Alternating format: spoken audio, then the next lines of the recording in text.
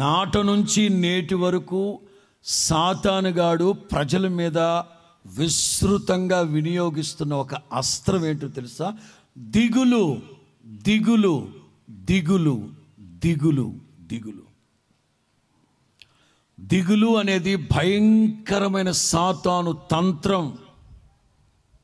ఆ దిగులు చేత బలహీనుడైపోతారు. తిండి తినకుండా, నిద్రపోకుండా, దిగులు చెంది భౌతికంగా బలహీనుడైపోతారు, మానసికంగా బలహీనుడైపోతారు.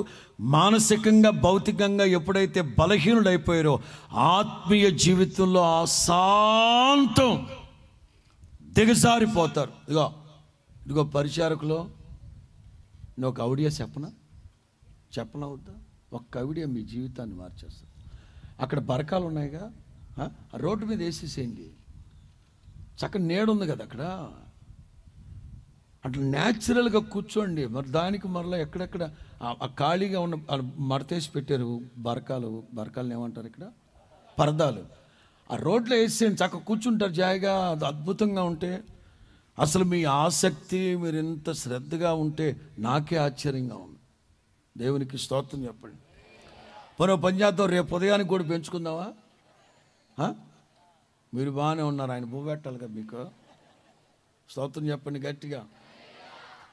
దిగులు, దిగులు, దిగులు.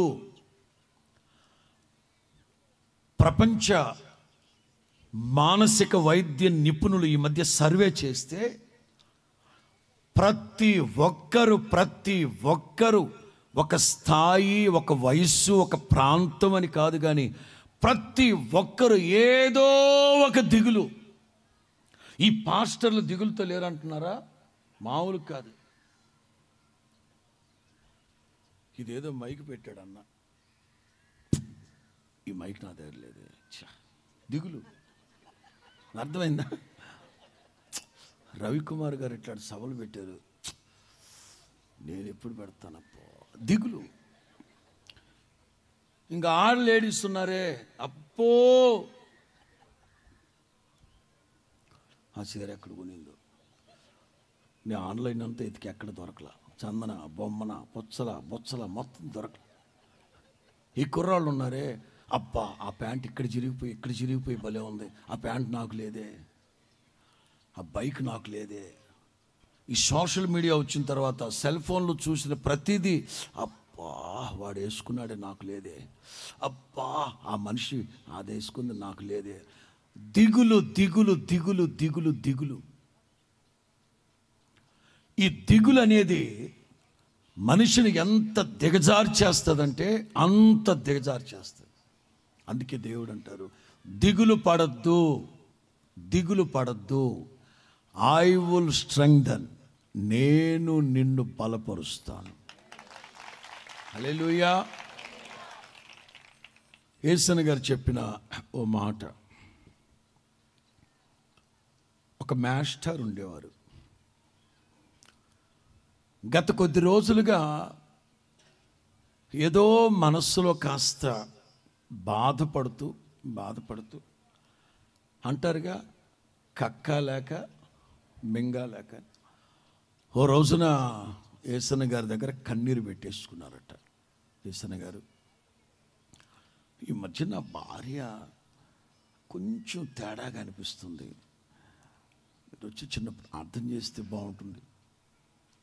ప్రార్థనకి రావడానికి కూడా సముఖత చూపట్లేదు ఆవిడ.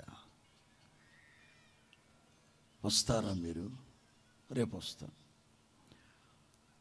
మీరు వస్తానంటే నేను 9:30 వరకు ఉంటానండి, ఆ తర్వాత ఖచ్చితంగా స్కూల్కి వెళ్ళాలి అంటే వచ్చేస్తానన్నారట. కాకపోతే మందిరంలో వేరే ఒక 4-5 వస్తే వాళ్ళతో మాట్లాడి ప్రార్థన చేశారు. కొంచెం లేట్ అయింది. ఉన్నాడు. అయితే ఆయన అన్నారు, పాస్టర్ గారు మీరు మాట్లాడండి, నేను వెళ్తాను. కాసేపు ఉండి వెళ్ళిపోయాను. ఆ తర్వాత ఆమెను అడిగారట, అమ్మాయి ఏంటి ఈ మధ్య కొంచెం మీకు ఏదో ఆరోగ్యం బాగాలేక ఇబ్బందికరంగా? అట్లాంటిది ఏం లేదండి, అది ఇదంటే. మరి ఎందుకు అట్లా ఉన్నావు? ఏం లేదండి, మా ఆయన చనిపోతే ఈ బిడ్డను నేను పెంచుకోగలను. మా ఆయన చనిపోతే ఈ బిడ్డను నేను పెంచుకోగలను. ఇక అంతే నిర్ఘాంతపోయారట యేసన్న గారు. వెంటనే కుర్చీలో కూలబడి, ఏమ్మా ఏ హాస్పిటల్లో చూపెట్టారు, అసలు ఏం చెప్పారు డాక్టర్లు, ఒకవేళ ప్రాణాంతకమైన వ్యాధి, లేకపోతే కిటికీలు చెడిపోయిన, కిటికీలు కాదు ఏంటి అదేలే ఇడ్లీలు చెడిపోయినా, లేకపోతే గుండె బెచ్చం, అసలు ఏమన్నారు డాక్టర్లు, ఎంతకాలం బ్రతుకుతాడంట. మా ఆయనకి ఏం కాలేదండి, మా ఆయన బాగానే ఉన్నాడుగా. మరి నువ్వేగా చెప్తున్నావు మా ఆయన చనిపోతే బెడ్ నెట్ పెంచుకోవాలని.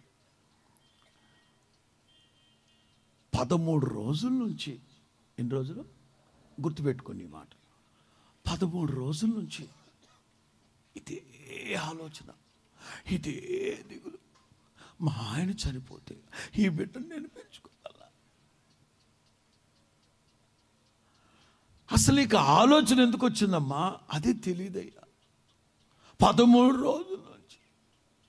ఈ సంగతి మీ ఆయనకి తెలుసా? తెలిస్తే ఆ తలుపు సాటు కుక్కను కొట్టే కర్ర ఒకటి ఉంది, డొక్కలో పొడుస్తాడు, ఆయనకి తెలియదు. మరి నువ్వెందుకు అసలు ఎందుకు బాధపడుతున్నావు? ఏదో తెలియని, ఏందంట తెలియని దానికి ఎందుకు బాధపడ్డావు? అర్థం ఉంది అసలు. ఏదో తెలియని, మా ఆయన చనిపోతే నేను ఈ బిడ్డను పెంచుకోగలను. యేసన్న గారి సంగతి మీకు తెలియదుగా, కొంతమందికి తెలుసు. మామూలోడు కాదుగా. ప్లేట్ ఫిరాయించి నేను మాట అడుగుతానమ్మా అన్న అంట. అడగండి. ఒకవేళ నువ్వు చచ్చిపోతే మీ ఆయన ఆ బిడ్డను పెంచుకోగలడా? ఈ ఆలోచన రావట్లేదయ్యా నాకు. ఎక్కడో తేడా వచ్చింది, ఎక్కడో.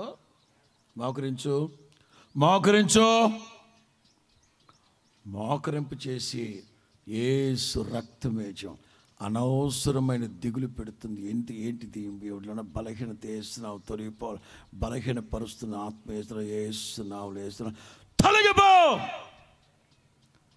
దెబ్బకి దడేలని పడిపోయి ఇంకంతే పాము బాగినట్టు బాగుతున్నాడు. రా ఏం పేరు నీ పేరు? ఫలానా పేరు. ఎందుకు వచ్చావు ఈ అమ్మాయిలోకి? ప్రార్థనావిడి కదా ఈవిడ. ఎందుకు వచ్చావు ఈవిడిలోకి? ఎందుకు ఇట్లా చేస్తున్నావు? ఏం చేసావు? ఏం చేయలే. ఏం చేయకపోతే ఎందుకు వచ్చావు? జస్ట్ దిగులు పెట్టా. ఎన్ని రోజుల నుంచి? 13 రోజుల నుంచి. ఎందుకు పెట్టావు? ప్రార్థనావిడి కదా, ఎందుకు పెట్టావు? ప్రార్థనావిడే. కానీ ఈ మధ్య సినిమా మాటలు, సినిమా కబుర్లు, లోక వార్తలు, లోకేశాలు వేస్తుంది, అంతే పట్టేశా. జాగ్రత్తగా ఉండండి. అనవసరమైన దిగులు, ఇంకేం చేయలేదంట, ఏ బలహీనత పెట్టలేదు, జస్ట్ దిగులు అంట. ఆడు సాతాను గాడికి అది జస్ట్ లాగానే ఉంటుంది, కానీ ఇక్కడ కొంపలు తగలడిపోతున్నాయి. దేవుని వాక్యం అంటుంది, దిగులు పడకుము, నేను నిన్ను బలపరుస్తాను. స్తోత్రం చెప్పండి గట్టిగా.